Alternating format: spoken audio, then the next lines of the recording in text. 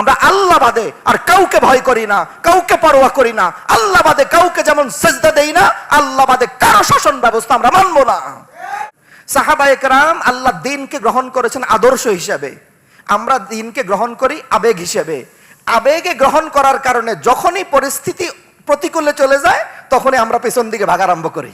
এই পরিমাণ জেল জুলুমের কারণে হযরতে বেলালের মতো তোমাদের ঈমান শক্তিশালী হওয়ার কথা ছিল, হযরতে আম্মারের মতো ঈমান শক্তিশালী হওয়ার কথা ছিল। কারণ মুমিনের আদর্শে কোন কাফের যদি আঘাত করে, মুমিনের আদর্শ আরো শক্তিশালী হয়। মুমিনের আদর্শে কোন কাফের ফাটল ধরাতে পারে না। ফাটল ধরায় কোথায়? আবেগে। আমি বিশ্ববিদ্যালয়ের একজন শিক্ষক হিসেবে আমি বিশ্ববিদ্যালয়ের এমন কোনো ক্লাস নাই, এমন কোনো ডিপার্টমেন্ট নাই যে ডিপার্টমেন্টে 2-4 জন ছাত্র আল্লাহ দ্বীনের জন্য নিজের সর্বোচ্চ কোরবানি দিতে রাজি নাই, এমন 2-4 জন ছাত্র নাই। এরকম আলহামদুলিল্লাহ প্রত্যেক বিভাগে এরকম আছে। যদি আল্লাহ না করেন, এই জমিনে যদি মাদ্রাসার ছাত্র দ্বীন ধর্ম বুঝেন আলেম ওলামা দ্বারা বিপ্লব সংগঠিত না হয়, তো আমরা আশা করছি ইনশাআল্লাহ সাধারণ শিক্ষা প্রতিষ্ঠানে এমন জাগরণ হয়েছে, এদের দ্বারা আল্লাহ তাআলা এই দেশের জমিনে বিপ্লব তৈরি করে দিবেন ইনশাআল্লাহ। এই অবস্থা তৈরি হয়েছে। শুকর আদায় করছি, আল্লাহ তাআলা বড় মেহেরবানি করে আমাকে আপনাদের মতো দিনদার নেককারদের দলে শামিল হওয়ার তৌফিক দিয়েছেন। আল্লাহর মেহেরবানিতে সকাল থেকে বিভিন্ন জরুরি বিষয়ে আলোচনা চলছে। বিভিন্ন বিষয়ে আমরা আলহামদুলিল্লাহ অন্তত গুরুত্বপূর্ণ কিছু সিদ্ধান্ত আমরা নেওয়ার ব্যাপারে যে আলোচনা হওয়া দরকার, আলহামদুলিল্লাহ সকাল থেকে আলোচনাগুলো হয়ে গেছে। আমি একজন শিক্ষক মানুষ, সেই হিসেবে শেখ আমাকে যখন বলছিলেন যে আপনাদের এখানে আসার কথা, শেখ বলে দিয়েছিলেন যে অনেক ছাত্ররা থাকবে, আপনি ছাত্রদের উদ্দেশ্যে কিছু বললেন। সেই হিসাবে আমি আমার অন্তরের অন্তঃস্থল থেকে যারা বিভিন্ন বিশ্ববিদ্যালয়ে বিভিন্ন শিক্ষা প্রতিষ্ঠানে আপনারা ছাত্র হিসাবে আছেন, আপনাদের কাছে আমার অন্তরের আকুতিটা জানানোর ইরাদা পেশ করছি। আমরা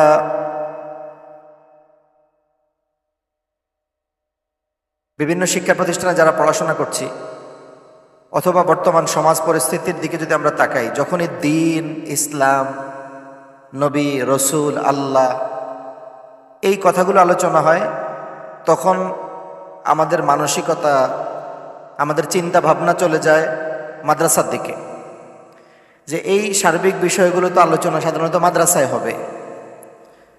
এই শব্দগুলোর সাথে তো মাদ্রাসাওয়ালারা বেশি পরিচিত। আমাদের বিশ্ববিদ্যালয়, স্কুল, কলেজ বা সাধারণ যে শিক্ষা প্রতিষ্ঠানগুলো, ওই শিক্ষা প্রতিষ্ঠানে যখনই এই শব্দগুলো আলোচনা হয় তখনই একটু ভিন্ন চোখে দেখা হয়। হযরত একটু আগে বয়ানে বলছিলেন যে আমাদেরকে যদি দাড়ি টুপি দেখা হয় তো দেখা হয় একটু ভিন্ন চোখে, যে স্কুল কলেজে পড়বে তো দাড়ি টুপি কেন হবে, স্কুল কলেজে পড়বে তাহলে নামাজ কেন পড়বে, স্কুল কলেজে পড়বে তাহলে নবী, রসুল, আল্লাহ সম্পর্কে কেন বলবে। মানে ঘটনাটা এমন বানিয়ে ফেলা হয়েছে যে দ্বীন, ধর্ম এটা যে মানুষের স্বভাবজাত বিষয়, এটা থেকে আলাদা করে দেওয়া হয়েছে। যেন আমাদের কাছে এই কথা তুলে ধরা হয়েছে যে দ্বীন, ধর্ম এই বিষয়গুলো শুধু মাদ্রাসায় যারা পড়বে তাদের জন্য, স্কুল কলেজে যারা পড়বে তাদের জন্য যেন দ্বীন, ধর্ম এগুলো যেন একদমই একটা অলীক বিষয়। এই অবস্থার ভিতর দিয়ে আল্লাহ তাআলা বড় দয়া করে, মেহেরবানি করে আমাদের কিছু বিশুদ্ধবাদী ভাইকে বিশ্ববিদ্যালয়, কলেজে বা সাধারণ শিক্ষা প্রতিষ্ঠানে এমনভাবে তৈরি করে দিয়েছেন। আমি এর আগেও একদিন বলেছি, যদি আল্লাহ না করেন, এই জমিনে যদি মাদ্রাসার ছাত্র দ্বীন ধর্ম বুঝেন আলেম ওলামা দ্বারা বিপ্লব সংগঠিত না হয়, তো আমরা আশা করছি ইনশাআল্লাহ সাধারণ শিক্ষা প্রতিষ্ঠানে এমন জাগরণ হয়েছে, এদের দ্বারা আল্লাহ তাআলা এই দেশের জমিনে বিপ্লব তৈরি করে দিবেন ইনশাআল্লাহ। এই অবস্থা তৈরি হয়েছে। আমি বিশ্ববিদ্যালয়ের একজন শিক্ষক হিসেবে আমি বিশ্ববিদ্যালয়ের এমন কোনো ক্লাস নাই, এমন কোনো ডিপার্টমেন্ট নাই যে ডিপার্টমেন্টে 2-4 জন ছাত্র আল্লাহ দ্বীনের জন্য নিজের সর্বোচ্চ কোরবানি দিতে রাজি নাই, এমন 2-4 জন ছাত্র নাই। এরকম আলহামদুলিল্লাহ প্রত্যেক বিভাগে এরকম আছে। এখন এই বিষয়টুকুকে বিশ্ববিদ্যালয়ের সাথে, স্কুল কলেজ, সাধারণ শিক্ষা প্রতিষ্ঠানের সাথে আমাদের কার্যক্রমটা কি হবে। বাস্তবতা বলতে চাইলাম গত 10 বছর আগের বাস্তবতা এবং গত 1 বছর আগের বাস্তবতা আর এখনকার বাস্তবতার মধ্যে পার্থক্য আছে নাকি ভাই বলেন? বাস্তবতার মধ্যে পার্থক্য থাকলেও হাওয়া কিন্তু পরিবর্তন হয়নি। বুঝতে পারছেন তো? হাওয়া আগের মতোই আছে, শুধুমাত্র চেহারা পরিবর্তন হয়েছে। আগে উত্তরের হাওয়া, এখন দক্ষিণের হাওয়া। হাওয়া পরিবর্তন হয় নাই। বাতিল আগে ইন্ডিয়ার সুরতে আসতো, সাম্রাজ্যবাদী আগ্রাসনের সুরতে আসতো, এখন পাশ্চাত্যের সুরতে আসতেছে। হাওয়া পরিবর্তন হয় নাই। এজন্য আমাদের যে ক্রাইসিস আছে, এই ক্রাইসিস কিন্তু কমে নাই, সম্ভাবনা বেড়েছে। আমার কথাটা বুঝতে পেরেছেন তো আপনারা? সম্ভাবনা বেড়েছে এটা যে আমরা যেমন হুদাইবিয়ার সন্ধিতে হুজুর সাল্লাল্লাহু আলাইহি ওয়াসাল্লাম আসলেন, ইহরাম পরা, আল্লাহ রাসূল আসলেন ওমরা করবেন, নিরস্ত্র সাহাবা একরাম, সাথে কোরবানির পশু আছে। আল্লাহর হাবিব আসলেন, বাধা দেওয়া হলো, যেতে দেওয়া হবে না।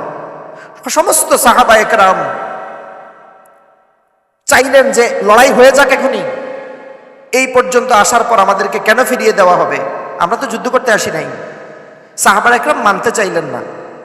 আলোচনা চলছে বিভিন্ন দিক থেকে। রাসূলুল্লাহ সাল্লাল্লাহু আলাইহি সাল্লাম মেনে নিলেন, ঠিক আছে সন্ধি হবে। সন্ধির শর্তগুলো তাদের, সমস্ত শর্তগুলো তাদের পক্ষে, রাসূলুল্লাহর বিপক্ষে সবই। আল্লাহ রাসূল মেনে নিলেন। কোরআনে হাকিমে আল্লাহ এই ঘটনাটাকে আল্লাহ বয়ান করেছেন, ইন্না ফাতাহনা লাকা ফাতহাম মুবিনা, নিশ্চয় সুস্পষ্ট বিজয় তোমাদের সামনে।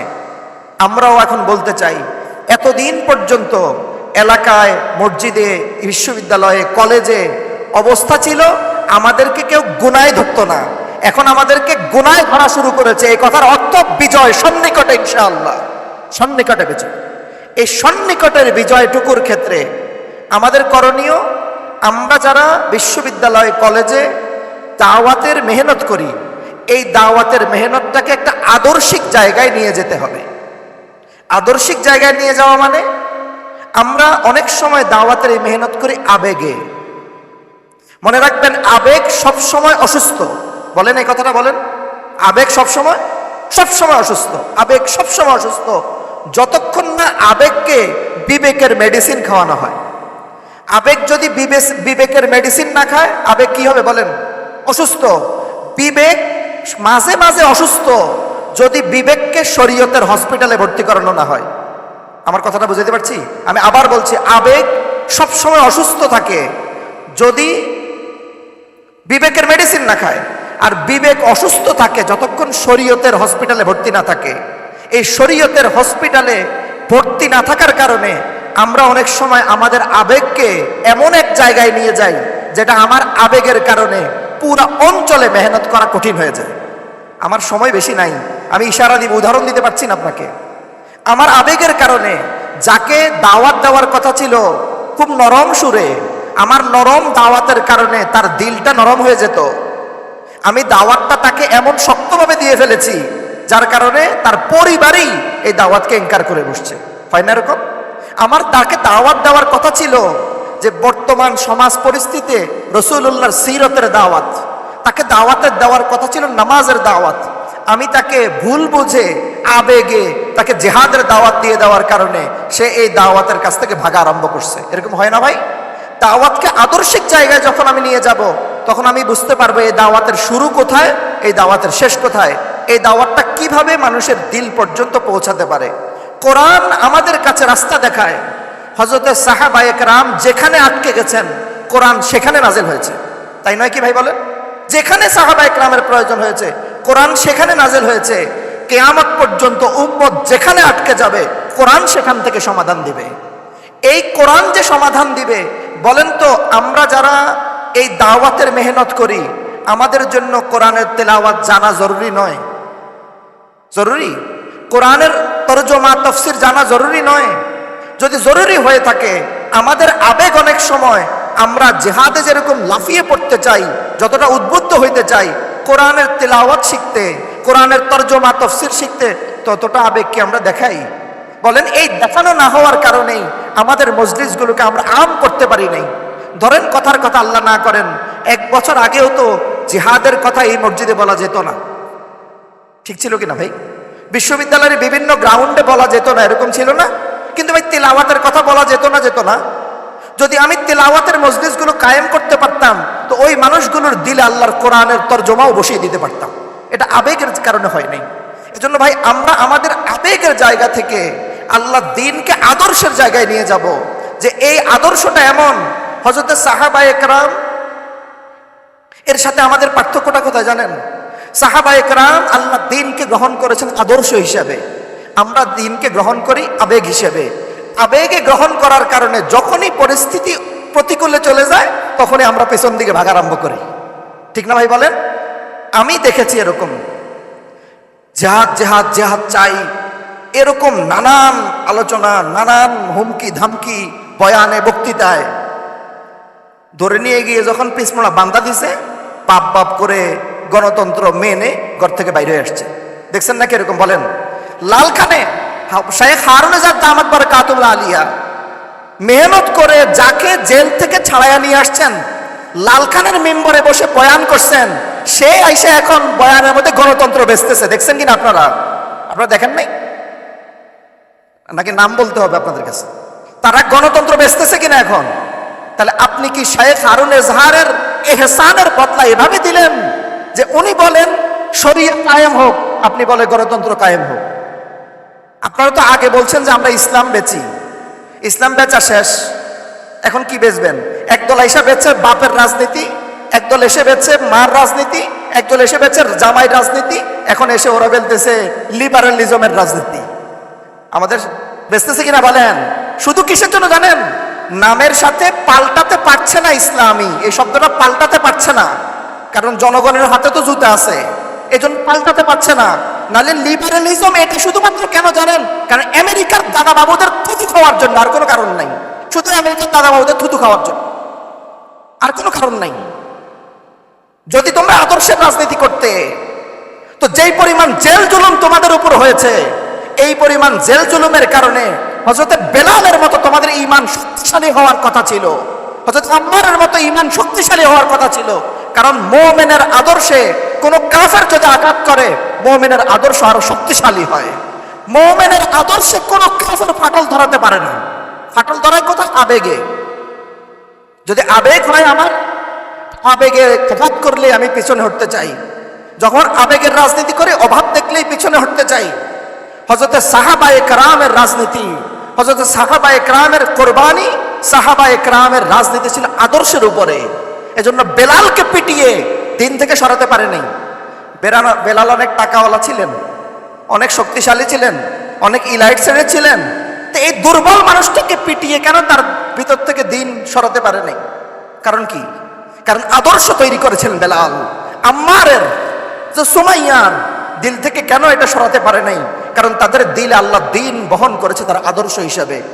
মনে রাখবেন, আদর্শ নূরুম মিনাল্লাহি তাআলা, আদর্শ আল্লাহ দ্বীন, আল্লাহর পক্ষ থেকে একটা নূর, লিউযহিরাহু আলা দ্বীনি কুল্লি ওয়ালাউ কারিহাল মুশরিকুন। ওরা চাইতে ফু দিয়ে দিতে, কিন্তু ফু দিলে আল্লাহ দ্বীন আরো বড় প্রজ্বলিত হয়ে যাবে। আল্লাহ দ্বীনকে নিভিয়ে দিতে পারবে না যদি আদর্শ হয়। মনে রাখবেন, যদি আমি আমার বিশ্ববিদ্যালয়ে আদর্শিক কোনো তন্ত্র তৈরি করতে পারি, আদর্শিক কোনো মতবাদ তৈরি করতে পারি, আদর্শিক কোনো ধারণা তৈরি করতে পারি, আপনাকে বিশ্ববিদ্যালয় থেকে ধরে নিয়ে হয়তো ফাঁসি দিয়ে দেওয়া হবে, কিন্তু হাজারো ছাত্র তৈরি হবে এখান থেকে যারা আপনার আদর্শের উপরে নিজের জানকে বিলিয়ে দিবে। এরকম অবস্থা তৈরি হয়। এটা হচ্ছে আদর্শের নাম। আদর্শ খুব ধীরে ধীরে তৈরি হয়। আল্লাহর কোরআন বলছেন আদর্শ কেমন, যে এটা মানুষের দিলে, এর মূল শিকড় থাকে দিলে, ফারওয়াহা ফিস সামা, এটার ঢালপালা আকাশে বিস্তার করবে। আমরা এই দিনকে, আল্লাহ দ্বীনের আদর্শকে দিলের ভেতরে জায়গা দেই, যেন আমার চেহারা, আমার সুরত, আমার কথা বলা, আমার উঠা বসা প্রত্যেক মানুষের জন্য নমুনা হয়ে যায়। এক নাম্বার কথা বললো আপনাদের কাছে, এই দাওয়াতের সবচেয়ে কঠিন বাস্তবতার নাম, আমরা এই দাওয়াতকে আদর্শ হিসাবে গ্রহণ করি নাই। যদি আদর্শিক রাজনীতি, আদর্শিক ধরন, আদর্শিক দাওয়াত হিসাবে গ্রহণ করতাম, তাহলে আমার জন্য আল্লাহর কোরআন শেখা যেমন জরুরি ছিল, আল্লাহর কোরআনের তর্জমা জানা যেমন জরুরি ছিল, এই দাওয়াতের আদ্য প্রান্তগুলো আমার মুখস্থ থাকা জরুরি ছিল। আমরা আল্লাহ দিন এর বয়ান দিতে চাই, পড়তে চাই না। এ ভাই পড়ার ক্ষেত্রে কি, যখনই নতুন কোনো বই বের হয়, হ্যাঁ এটা পড়ার জন্য আমার খুব আবেগ তৈরি হয়। মনে রাখবেন, নতুন যে কোনো বিজ্ঞাপনের দিকে কোনো আদর্শবাজ তরুণ যে কোনো বিজ্ঞাপনে লালায়িত হয় না। যে কোনো বইয়ের কভার পেজ দেখেই ওই বইটাকে উল্টে দেখে না। মনে রাখতে হবে, যেটা আমার আদর্শের সাথে যায় না ওই বই আমি পড়ব না। কি হবে জানেন, আপনি যখন একাধিক বই পড়বেন তখন আপনার মাথার মধ্যে ওয়াসওয়াসা তৈরি হবে। এই ওয়াসওয়াসা শয়তানের একটা কৌশল, আপনাকে আদর্শ থেকে বিচ্যুত করে দিবে। আমার কথা বলতে পারছি তো ভাই? আপনি যার বই পড়বেন, যাকে আদর্শ হিসাবে গ্রহণ করে নিলেন, তার কিতাবের উপরে ইস্তেকামত থাকবেন। একটা কিতাব বারবার করে পড়বেন, পৃষ্ঠার পর পৃষ্ঠা মুখস্থ করবেন, প্রত্যেক লাইনের গভীরতায় যাবেন।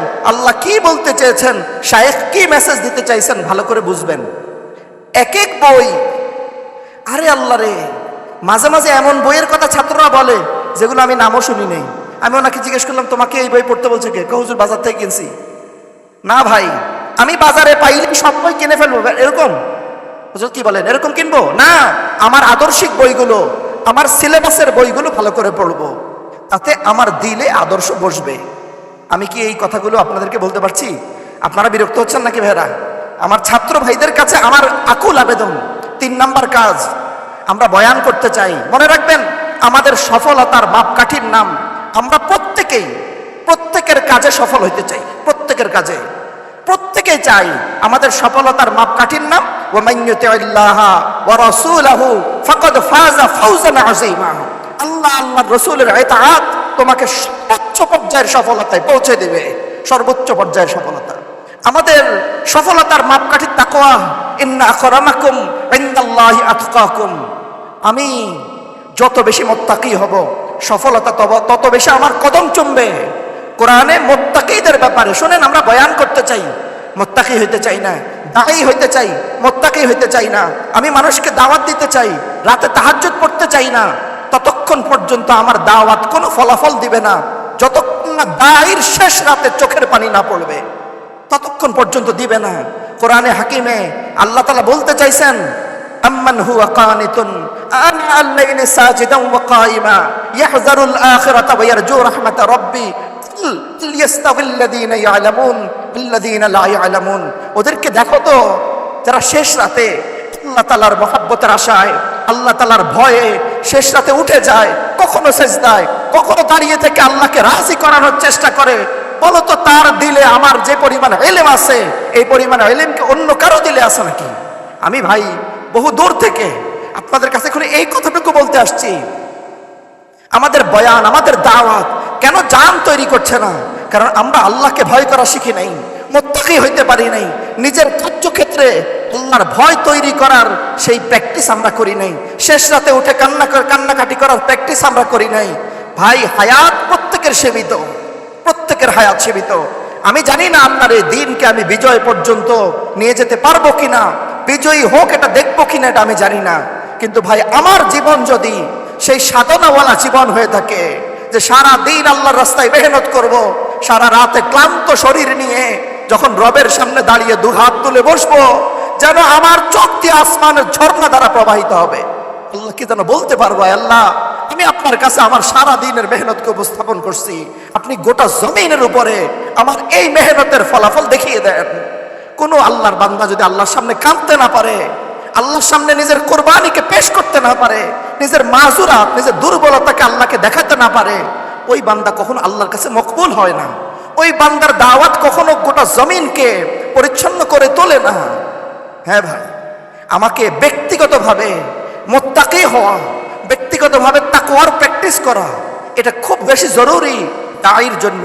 যে নিজের পরিচয় দিয়েছে আমি একজন দাঈ, তার এটার সাথেই তার শব্দ তৈরি হয়েছে যে একজন দাঈ যখন মুত্তাকি হয়, তখন দাঈর দাওয়াত, এক একটা শব্দ কাফেরের দিলে ভয় তৈরি করে, ভয় তৈরি করে।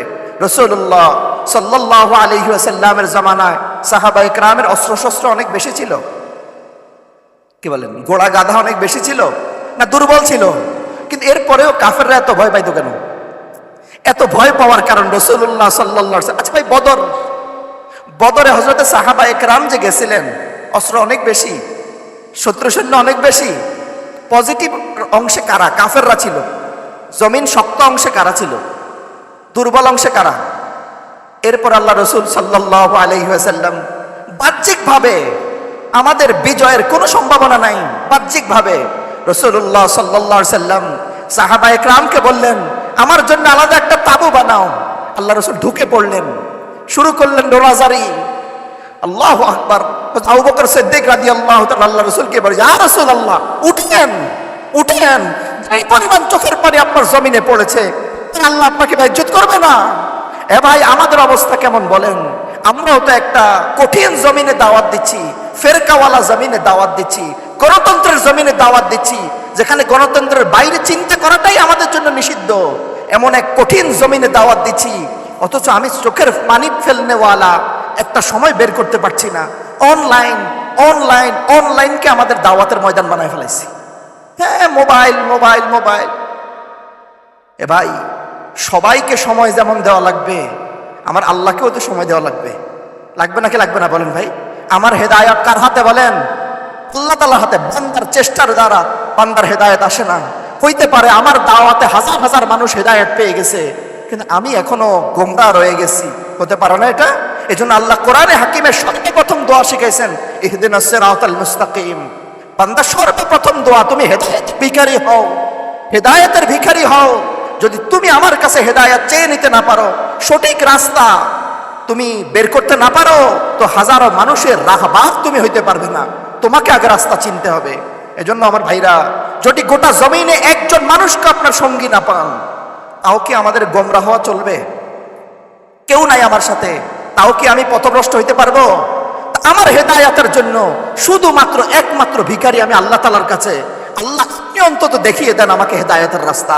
আপনি অন্তত এমন রাস্তায় আমাকে পাঠিয়ে দেন যে রাস্তায় চলতে থাকলে আমি হেদায়েতের সীমানায় পৌঁছাতে পারবো। আমার ভাই, শিক্ষা প্রতিষ্ঠানগুলোতে আমার দাওয়াত, সবচেয়ে বড় দাওয়াত হবে আমার চরিত্র, সবচেয়ে বড় দাওয়াত হবে আমার উঠা বসা চলাফেরা, সবচেয়ে বড় দাওয়াত হবে আমার কথা, সবচেয়ে বড় দাওয়াত হবে আমার আচার আচরণ। আমি কি বলতে পারছি ভাই বলেন? রাসূলুল্লাহ সাল্লাল্লাহু আলাইহি সাল্লাম নবুয়তের ঘোষণা পেয়েছিলেন কত বছর বয়সে? 40 বছর। এর আগে হুজুর নামাজ পড়ছিলেন? যদি পড়েও থাকেন, সেটা তো আমাদের এই শরীয়তের নামাজ নয়, ঠিক না ভাই বলেন? রাসূলুল্লাহ সাল্লাল্লাহু আলাইহি সাল্লাম 40 বছর পরে, 40 বছরের সময় যে নবী হয়েছেন, এই 40 বছর কি কামে লাগছে? জিজ্ঞেস করেন ওলামায়ে কেরামদেরকে। ওলামায়ে কেরাম বলে, আল্লাহর হাবিব সাল্লাল্লাহু আলাইহি সাল্লাম নবুয়ত প্রাপ্তির পরে ইন্তেকাল পর্যন্ত এই পুরা সময়টার উঠা বসা সবকিছু শরীয়ত, উম্মতের জন্য শরীয়তের দলিল এটা। আল্লাহ রসুল নবী হওয়ার পূর্বের 40 বছর নবীর জন্য নবুয়তের দলিল, এটাকে দালায়েলুন নবুওয়া বলে। আল্লাহ রসুল সাল্লাল্লাহু আলাইহি সাল্লাম নবী হওয়ার পর যখন জানালেন আমি নবী হয়েছি, আরবের নবী হওয়ার ব্যাপারে বিরোধিতা ছিল, মেনে নেওয়ার ব্যাপারে বিরোধিতা ছিল। আমরা আপনাকে মানি না, কিন্তু আপনি ভিন্ন যে কেউ নবী হতে পারবে না, এটা বুঝলেন কেমনে?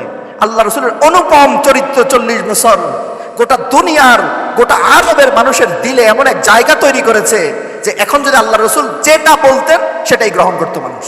ঘটনা এরকম ছিল না ভাই বলেন?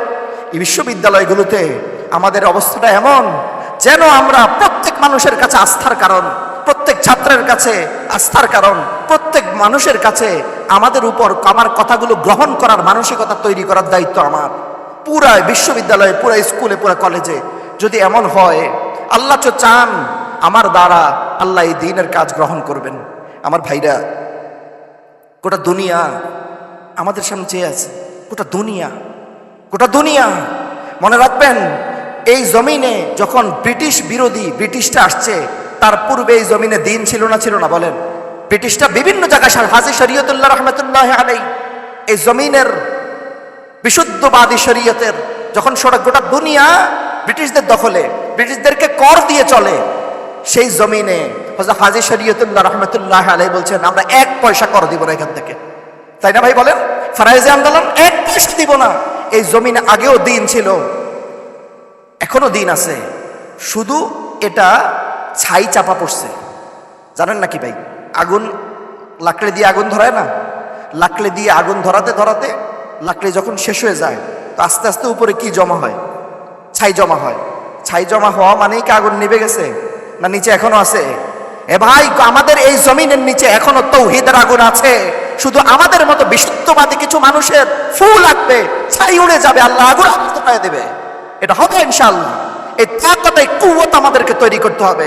আমাদের তাকত আর কুওয়াত, আমরা আল্লাহ বাদে আর কাউকে ভয় করি না, কাউকে পরোয়া করি না। আল্লাহ বাদে কাউকে যেমন সিজদা দেই না, আল্লাহ বাদে শাসন ব্যবস্থা আমরা মানব না। এই কথা আমার দিলে যেমন বলি, মুখে তেমন বলি, ইন্তেকালের পূর্বে এই কথা বলে যেন দুনিয়া থেকে যাইতে পারি। এজন্য আল্লাহ তাআলার সামনে নিজেকে উপস্থাপন করা চাই।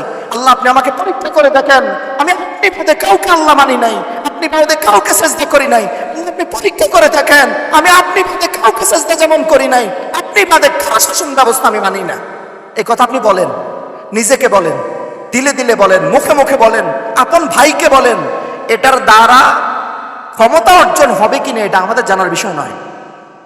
কি ভাই, ক্ষমতা অর্জন না হলে শরিয়া নিষিদ্ধ? হ্যাঁ বলেন। এখন যে 113টা দলের কামড়া কামড়ি চলতেছে, কিসের জন্য? শরিয়ার জন্য। এখানে কি হুজুররা আছে না নাই? বড় বড় আল্লামারা আছে না নাই? পাগড়িওয়ালারা আছে না নাই? ওনাদের কাছে আমার প্রশ্ন হইল, আল্লাহ দ্বীনকে মানুষের ম্যান্ডেটের সামনে উপস্থাপন করছেন, এটা শরীয়তের ভিত্তিতে জবাব দেন। বুঝেন নাই? আমার কথা বুঝেন নাই তো? আচ্ছা ভাই বলেন, এই দেশে শরীয়ত কায়েম করতে গেলে কোনো মানুষের ম্যান্ডেটের প্রয়োজন আছে? আবার বলেন, দরকার আছে? আচ্ছা যদি দরকার না থাকে, ভোট হওয়ার অর্থ কি? ভোট হওয়ার অর্থ কি? মানুষে ভোট দিলে কায়েম করব, এই না কথাটা? আল্লাহর হুকুমকে মানুষের ভোটের তার সামনে ছেড়ে দেওয়া জায়েজ না? না জায়েজ? হয়তো ওলামায়ে কেরাম বলে এটা শিরক। আল্লাহর হুকুম বাস্তবায়ন করার ক্ষেত্রে কোনো মানুষের ম্যান্ডেটের প্রয়োজন নাই। আজকে যারা আল্লাহর হুকুমকে মানুষের ম্যান্ডেটের সামনে ছেড়ে দিয়েছেন, আল্লাহর আদালতে জবাব দিবেন একদিন। আমরাও এই কথা বলতে চাই, আল্লাহ, আমরা আপনার বিধানকে মানুষের সামনে পেশ করি নাই, আমরা এই কথার আজম করি, এই কথা আমাদের দিলে বদ্ধমূল আছে, আপনার হুকুমের আজমত আমাদের দিলে আছে। আমরা ক্ষমতায় যেতে পারি আর না পারি, আর আপনার দ্বীন আর শরিয়া এই জমিনের উপর কায়েম হোক, এটা দিল থেকে আমরা চাই। আর মনে হয় ইনশাআল্লাহ আল্লাহ তাআলা যেন আমাদেরকে আমল করার তৌফিক দেন। ইউনিভার্সিটি, বিশ্ববিদ্যালয়, এগুলো যেন আমাদের কর্মক্ষেত্রে পরিণত হয়। আমাদের কাজ আল্লাহর জমিনে আল্লাহর হুকুম বাস্তবায়নের ব্যাপারে কাফেলা তৈরি করা। যে কাফেলা আমাদের এখান থেকে তৈরি হবে, কিন্তু যুক্ত হবে হযরত ইমাম মাহদী আলাইহিস সালামের সাথে। আল্লাহ যেন আমাদের সবাইকে তৌফিক দান করেন। আপনারা একটা পয়েন্ট মিস করছেন, আমি আপনাদেরকে মনে করাই দিতে চাই। আবার বলি, দেখেন, প্রথম আলোচনা করেছি আমাদের কোনো কাজ, বিশেষ করে দাওয়াত তো একটা আজিম কাজ, যে কোনো কাজই আমরা আবেগের দ্বারা চিন্তা করব না। আমাদের দাওয়াতের কাজটাকে আমরা আদর্শের জায়গায় বিবেচনা করব, এটা 1 নাম্বার কথা ছিল। 2 নাম্বার পয়েন্ট ছিল, এই দাওয়াতের কাজ করতে গিয়ে আমাদের সিলেবাসভুক্ত কিছু বই আছে, মনে আছে কিনা আপনাদের? এই বই, সিলেবাসভুক্ত বই পড়ার কথা আমরা বলছি। যে কোনো বই, যে কোনো হেডলাইনের, যে কোনো লেখকের বই আমরা পড়ব না। এটার কারণটা কি জানেন? কারণ হচ্ছে আমার চিন্তার মধ্যে বিক্ষিপ্ততা তৈরি হবে। বর্তমান জামানায় যতগুলো ফিতনা আছে, এর মধ্যে সবচেয়ে বড় ফিতনা হচ্ছে চিন্তার ফিতনা। সবাই চিন্তাবিদ। এখানে দেখেন না, মাহফিলে হেডলাইন কি লেখে? বিশিষ্ট চিন্তাবিদ। আপনি দেখবেন কয়েকদিন পরেই, গতকালকে নাকি পরশু গেছে বিশ্ব স্ট্রোক দিবস। স্ট্রোক মানে হার্ট অ্যাটাক করে না? তো কয়েকদিন পরে আপনি দেখবেন বিশ্ব চিন্তা দিবস নামে একটা দিবস আসবে। সেখানে মাঠে ঘাটে, রিক্সায়, ভ্যানে, ট্রাকে, হুন্ডায় বসে সবাই খালি চিন্তা করবে। এই জন্য এত চিন্তা করার দরকার নেই আমার ভাই। আমাদের চিন্তাটা হচ্ছে পিওর চিন্তা, বিশুদ্ধ চিন্তা। যে হযরত আয়াত পড়ছেন, ইয়াউমা লা ইয়ানফাউ মালুন ওয়ালা বানুন ইল্লা মান আতাল্লাহা বিকলবিন সালিম। কলবে সালিম কার হয় ভাই? যার চিন্তা বিশুদ্ধ থাকে। হযরত সাহাবা একরাম সাহাবী হয়েছে কেন? চিন্তা বিশুদ্ধ। যেটা মনে বলেন সেটা মাথায় রাখেন, সেটা মুখে বলেন। এজন্য এই বিক্ষিপ্ত চিন্তা তৈরি হয় কিসের মাধ্যমে? এই উল্টাপাল্টা বই পড়ার মাধ্যমে। এটা 2য় পয়েন্ট ছিল। 3 নাম্বার পয়েন্ট ছিল, আমাদের দাওয়াতের, আমাদের সফলতার মূল মেসেজ কি বলেন? তাকওয়া। মূল স্ট্যান্ডার্ড কি আমাদের? তাকওয়া। যে চিন্তাটা, আপনি বলেন তো ভাই, নাস্তিক যে হয়েছে, ওর নাস্তিক হওয়ার কারণ কি? ও খালি চিন্তাটা বিগড়াইছে। ঠিক আমাদের মধ্যে, আমরা নাস্তিক না, আল্লাহ হেফাজত করেন, আল্লাহ মাফ করেন আমাদেরকে, কিন্তু আমাদের মধ্যে এরকম অনেক বাজে চিন্তা আছে, যে চিন্তাগুলো মুখে বললে নাস্তিকের তুলনায় আমাদের অবস্থা আরো খারাপ হবে। এই চিন্তা কেন বিগড়েছে আপনি জানেন? আমি এরকম অনেক ছাত্রকে দেখেছি, ওরে আল্লাহ রে, শত শত বই পড়া শেষ, কোন বিপ্লব, কোন কি হয়েছে না হয়েছে, কার কি হয়েছে না হয়েছে, সব পড়া শেষ। শুধু ওনাকে যদি জিজ্ঞেস করে, ভাই আপনি সিরাতের কয়টা বই পড়ছেন? এই তো শেষ, আটকে গেছে। কি বলেন ভাই, সবচেয়ে বড় বিপ্লব কোথায়? সিরাত। আপনি আমেরিকার সেনাবাহিনী, সিআইএ গোয়েন্দা সংস্থা, এগুলো হচ্ছে পৃথিবীর মোসাদ, এরা পৃথিবীর সেরা গোয়েন্দা সংস্থা হিসেবে পরিচিত। সেরা গোয়েন্দা সংস্থায় ওদেরকে যে বইগুলো পড়তে দেওয়া হয়, এই বইগুলোর কনসেপ্ট তৈরি হয়েছে গাজওয়াতুন নবী সাল্লাল্লাহু আলাইহি সাল্লাম থেকে। সুবহানাল্লাহ কই বলবেন না? কোত্থেকে বলেন? একটা কিতাব আছে নাম গাজওয়াতুন নবী সাল্লাল্লাহু আলাইহি সাল্লাম, নবীজির যুদ্ধ জীবন নামে, বাংলা হইতে পারে। এই কিতাবের কনসেপ্ট থেকে সিআইএ, মোসাদ, এই যে দেশের উল্লেখযোগ্য গোয়েন্দা সংস্থা এবং সেনাবাহিনী, এদের যুদ্ধের কৌশল নির্ধারণ হয় হুজুর সাল্লাল্লাহু আলাইহি সাল্লামের জীবন থেকে। অথচ আমরা সিরাত বেশি পড়ি না, আমরা পড়ি এই একটা হেডলাইন দেখলেই কিতাব পড়ে ফেলি, যার ইচ্ছা তার বই পড়ি। সব লেখকের বই পড়বো না, সব হেডলাইনের বই পড়বো না, ততক্ষণ পর্যন্ত যতক্ষণ না আমি একটা নির্দিষ্ট চিন্তার উপর, এতেদালের উপর না উঠতে পারি। খেয়াল রাখবেন এটা। 3 নম্বর বিষয় ছিল তাকওয়া অর্জন করা, 4 নম্বর বিষয় ছিল কিয়ামুল লাইল, 5 নম্বর বিষয় ছিল যে নিজেকে আল্লাহর সামনে হেদায়েতের জন্য পেশ করা।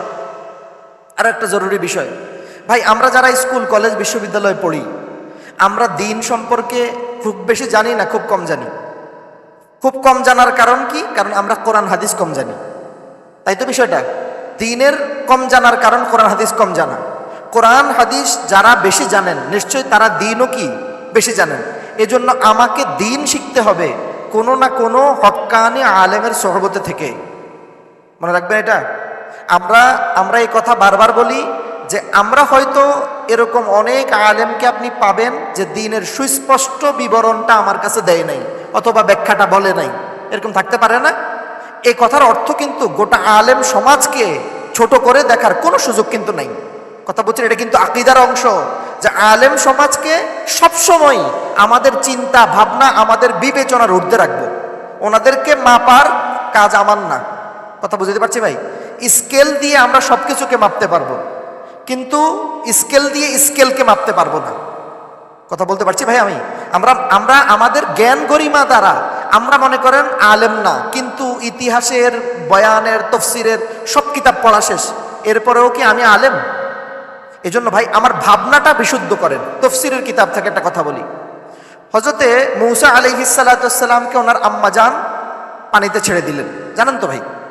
এটা গিয়ে পৌঁছাইলো কোথায়? ফেরাউনের খানকার সামনে, ফেরাউনের ঘাটের ওখানে। ফেরাউনের বিবি ওনাকে কোলে নেয়ার সাথে সাথেই নিজের কাছে ভালো লাগা শুরু হয়েছে। ঘরে নিয়ে কি বলছেন যে আমাদের যেহেতু সন্তান নাই, তাহলে এই সন্তানটাকে আমরা রেখে দিতে পারি কিনা, ভালো লাগা। ফেরাউন দেখেই কি বলছে, আয় আল্লাহ, এই না ওই ফলাটাই, যেই ফলাটার ব্যাপারে আমি ভয় পাইতেছিলাম, এই মনে হয় এই ছেলেটাই, ওরে রাখা যাবে না। দেখেই খারাপ লাগছে। আর আজ ফেরাউনের বিবির দেখেই কি লাগছে? এজন্য ইন্তেকালের পূর্বে ফেরাউনের বিবি ঈমান নিয়ে জন্মাইছে, কারণ নবীকে দেখেই ভালো লাগছে। আর ইন্তেকালের পূর্বে ফেরাউন ঈমান আনতে চাইছে, তারটা গ্রহণ করা হয় নাই কেন? কারণ নবীকে দেখেই খারাপ লাগছে। এটা কিন্তু তাফসীর। কথা বুঝতে পারছেন তো? হযরতে উলামায়ে কেরামের সম্পর্কে আমাদের ধারণা হবে এমন, কে কোন জায়গায় আছে দেখার বিষয় নয়, কিন্তু আলেম মানেই উনি আল্লাহর কোরআন, দিন, আল্লাহর দিনের একজন প্রতিনিধি। হইতে পারে ওনার আমলে, আখলাকে, উঠা বসায়, চলাফেরা কোনো সমস্যা থাকতে পারে, এটা বিচার করার দায়িত্ব আমার নয়। আমি কি বলতে পারছি ভাই?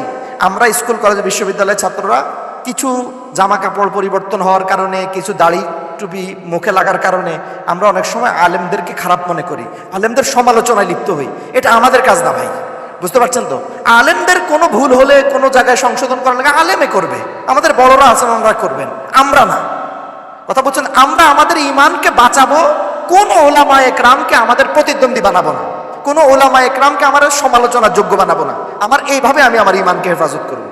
আমি যেই শায়েখের মাধ্যমে আমি দিন পাইছি, যে শায়েখের মতামত, যে শায়েখের ভাবনার উপর আমি চলি, ওই শায়েখের কাছে ক্রাইসিস উঠায় ধরবো যে আমাদের দেশে অথবা আমাদের এলাকায় এমন একজন আলেম আছেন, উনি এই কথা বলেন, ওনার এই কথাটা গ্রহণ করা যাবে কি যাবে না। আমার কথা বুঝছেন তো ভাই? দিন আমি নিজে নিজে শিখবো নাকি কোনো আলেমের সোহবতে?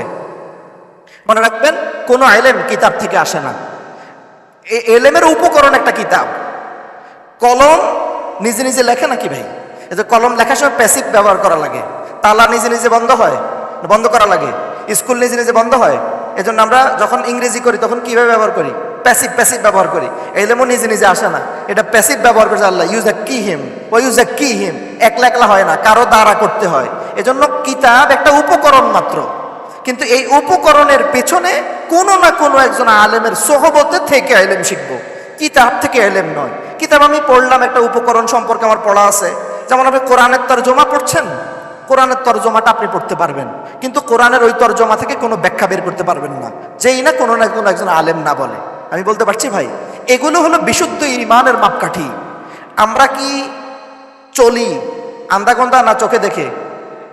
হযরত ইউসুফ, সূরা ইউসুফের মধ্যে একটা আয়াত আছে, আমি পুরো আয়াতটা মুখস্থ নাই আমার। সূরা ইউসুফের মধ্যে আয়াত আছে, ইউসুফ আলাইহিস সালাম বলেন যে আমি যে দাওয়াত দেই আন্দাগন্দা না, আলা বাসীরাতিন, বুঝে শুনে, এবং আমার ইত্তেবা যারা করবে, আনা ওয়া মান ইত্তাবানি, আমার যারা ইত্তেবা করবে তারাও যেন আল্লাহর দ্বীনকে গ্রহণ করে বুঝে শুনে, না কোনো আন্দাগন্দা না। ভাই আমরা আল্লাহর দ্বীন মানি কিভাবে? বুঝে শুনে। এই বুঝে শুনে মানার জন্য কিতাব যেমন পড়তে হবে, উলামাদের সোহবতে যেমন থাকতে হবে, তাফসীর কোরআন যেমন জানতে হবে, কিন্তু এইভাবে আমি আমার ঈমানকে বিশুদ্ধ রাখবো যে কোনো আলেমকে আমি আমার সমালোচনার পাত্র, কোনো আলেমকে আমার প্রতিদ্বন্দ্বী হিসাবে দাঁড় করাবো না। ঠিক তো ভাই? ইনশাল্লাহ আমি এই মোটামুটি 7টা বিষয়ের উপর আপনাদেরকে বলছি। আমি আবার একবার বলে দিই আপনাদের কাছে। 1 নম্বর বিষয় হচ্ছে, আমরা আমাদের ঈমানকে, আমাদের দাওয়াতকে আদর্শিক জায়গা থেকে করব। আদর্শিক জায়গা থেকে করার কারণে আবেগ বিবর্জিত দাওয়াতে থাকবো, আবেগ বিবর্জিত। হঠাৎ ঢাকায় শুনছেন একজন একটা আওয়াজ দিছে আগামীকালকে বাইতুল মোকাররমে জড়ো হবে। তা আমাদের বাইতুল মোকাররমের মিছিলগুলো কি বলেন? শুক্রবারের মিছিল। কি বলেন? এটা কি আদর্শিক মিছিল না শুক্রবারের মিছিল? শুক্রবারের মিছিল। শুক্রবারের মিছিল শেষ করে পল্টনে যাইয়া একটু বিরিয়ানি টিরিয়ানি খাইয়া যে যার মতো করে গেছে গা, এটার নাম মিছিল? আরে ভাই, এটাকে বয়কট মানে বয়কট, চলবে না তো চলবে না, এটাকে বয়কট বলে। আপনি চলবে না সিক্কুত দিয়া এরপরে পেছনে যায় 2টা কোক খাইয়া এসে পড়ছেন, এটার নাম বয়কট, এটার নাম প্রতারণা জাতির সাথে। এজন্য ভাই আমাকে আবেগ বিবর্জিত এবং এটা আদর্শিক জায়গা থেকে আমার দাওয়াতটাকে গ্রহণ করতে হবে, 1 নম্বর কাজ। 2 নম্বর কাজ হচ্ছে, আমরা যে কিতাবগুলো পড়বো সেটা সিলেবাসের বাইরে নয়, সেটা যে কোনো লেখকের নয়, যে কোনো হেডলাইনের নয়। আপনি কোনটা পড়বেন, কোন লেখকটাকে ধরেন, কেউ পড়েন আল্লামা তাকি উসমানী দাওয়াত বারাকাতুহুর কিতাব পড়েন, পৃথিবীতে বিশ্ববিখ্যাত একজন আলেম না উনি, আপনি ওনারটাই পড়েন, আপনার যদি পছন্দ হয় ওনার পড়েন, কোনো সমস্যা নেই। সৈয়দ কুতুব শহীদ আপনার পছন্দ, পড়েন, ওনারটাই পড়েন। সিলেবাসভুক্ত যে কিতাবগুলো, ওই কিতাবগুলোর উপরে জমে কিতাবগুলো পৃষ্ঠার পর পৃষ্ঠা পড়বেন, বারবার করে পড়বেন। যে কোনো লেখক, যে কোনো বইয়ের কিতাব আমরা পড়বো না। 2 নম্বর। 3 নম্বর কাজ, আমাদের আমল আখলাক, উঠা বসা চলাফেরা, এ সব দাওয়াত। মনে থাকবে তো ভাই?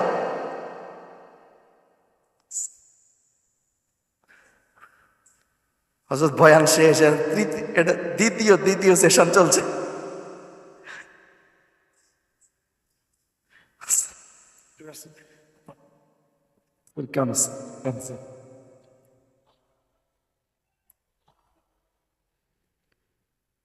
শেষ ভাই কথা। তাহলে 1 নম্বর কথা হচ্ছে, আমাদের দাওয়াতের কাজ আবেগী না কি আদর্শিক? আদর্শিক। 2 নম্বর, আমরা আমাদের সিলেবাসভুক্ত কিতাবগুলো বারবার করে পড়বো, লাইন টু লাইন পড়বো, কিতাবের গভীরতায় পৌঁছাবো। যে কোনো লেখক, যে কোনো হেডলাইনের কিতাব আমরা পড়বো না। ঠিক আছে তো ভাই? ইনশাল্লাহ। 3 নম্বর কাজ, আমাদের বিশ্ববিদ্যালয়ের জীবন হবে দাওয়াতি জীবন। আমার উঠা বসা চলাফেরা, উঠা যত কাজ আছে সবগুলো দাওয়াতি কার্যক্রম। তখন আমাকে এমন একটা জীবন তৈরি করা লাগবে যে জীবনের কারণে আমার নামাজ দেখলেও অন্য দাওয়াত হয়, আমার কথা শুনলেও অন্য দাওয়াত পেয়ে যায়, আমার উঠা বসা দেখলেও অন্যের মধ্যে দাওয়াতি চেতনা তৈরি করে। 4 নম্বর কাজ, আমাদের দাওয়াত যেন তাকওয়া বিহীন না হয়। আমরা যেন মুত্তাকি, দায়ী হওয়ার সাথে সাথে মুত্তাকি হতে পারি। ঠিক আছে তো ভাই? ইনশাল্লাহ। আমাদের সব আরেকটা কথা ভাই বলে রাখি এখানে, এই জমানাটা অস্থিরতার জমানা, মনে রাখবেন। এই জমানা কিসের জমানা? অস্থিরতা। ব্যক্তিগতভাবে, পারিবারিকভাবে, পলিটিক্যালি, ইকোনমিক্যালি, সব অস্থিরতা, সব অস্থিরতা। এই অস্থিরতার দাওয়াইয়ের নাম কি? এর মধ্যে সব ছাত্রের মনে একটা অস্থিরতা থাকে যে আমি যে পড়াশোনা করছি, এই পড়াশোনা শেষ করে চাকরি পাবো তো? কি ভাই, এই অস্থিরতা আসেনি? এতে কিন্তু সবাই হাসে, মানে এটা আছে। এই অস্থিরতা আছে কিনা? এই অস্থিরতার দাওয়াইয়ের নাম ওয়ামান ইয়াত্তাকিল্লাহ ইয়াজআল লাহু মাখরাজা ওয়া ইয়ারযুকুহু মিন হাইসু লা ইয়াহতাসিব। তুমি তাকওয়া অবলম্বন করো, যে কোনো বিপদ থেকে আল্লাহ বের হওয়ার রাস্তা তৈরি করে দিবে, আল্লাহ অজানা জায়গা থেকে তোমার রিজিক পৌঁছে দিবে। এখন ভাই ছাত্র অবস্থায় থেকে যে মুত্তাকি হইতে পারছে, আশা তো করা যায় ছাত্রত্ব শেষ হওয়ার পর আল্লাহ তাকে মানুষের দরজায় ঘুরাবে না ইনশাআল্লাহ। যদি আমাদের দাওয়াত ইখলাসের সাথে হয়, আমাদের তাকওয়ার পরীক্ষা আল্লাহ তাআলার সামনে আমরা পেশ করতে পারি, তো আল্লাহ তাআলা এই আয়াত প্রমাণ করে আমার পড়া শেষ হবে, আল্লাহ আমার রিজিকের রাস্তাও তৈরি করে রাখবে। এটা তাকওয়াবিহীন দাওয়াত যেন আমাদের না হয়। 5 নাম্বার কথা আমরা বলছি যে আমাদের দিনের দাওয়াত যেন রাতের কান্নাকাটি বিহীন না হয়। রাতের কান্নাকাটির দ্বারা আমরা যেন আমাদের দাওয়াতকে সৌন্দর্যমণ্ডিত করি, দাওয়াতের মধ্যে জান তৈরি করি, নিজেকে হেদায়েতের জন্য আল্লাহ তাআলার কাছে সুপর্দ করি, হেদায়েতের ভিখারি হই, আল্লাহ তাআলার কাছে হেদায়েত চাইতে থাকি। আর শেষ কথা আমরা বলছি, আমরা কোনো দিন আলেমদের সোহবত ভিন্ন শিখবো না। ঠিক আছে তো ভাই? ইনশাআল্লাহ আমরা দিন শিখবো কাদের সোহবতে? কোনো আলেমকে আমার সমালোচনার যোগ্য অথবা কোনো আলেমকে আমার প্রতিদ্বন্দ্বী হিসেবে আমরা তৈরি করব না। যদি এই বিষয়গুলোতে আমরা ইনশাআল্লাহ ইস্তেকামত তৈরি করতে পারি, এই বিষয়গুলোর উপর টিকে থাকতে পারি, আল্লাহ মেহেরবানি করে আমাদের প্রতি কথার দ্বারা, প্রতি আলোচনার দ্বারা, প্রতিটা প্রোগ্রামের দ্বারা আল্লাহ শত শত মানুষের দিলে হেদায়েতের বীজ তৈরি করে দিবে। আল্লাহ যেন আমাদের সবাইকে তৌফিক দান করেন। আসসালামু আলাইকুম রহমতুল্লাহ।